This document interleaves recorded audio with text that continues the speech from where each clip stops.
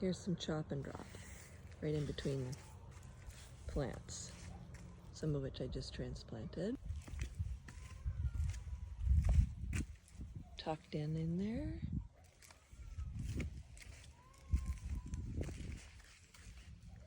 Tucked in.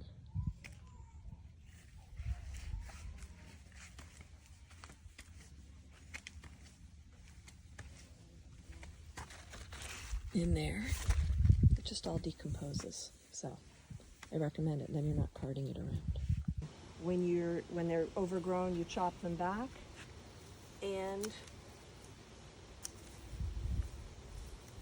they'll get another bloom, and then you just chuck it. That's chop and drop. So that's also a mulch. So chop and drop is where you just take it off, you cut it back, you put it there. This is going to get huge, so it'll cover it up anyway.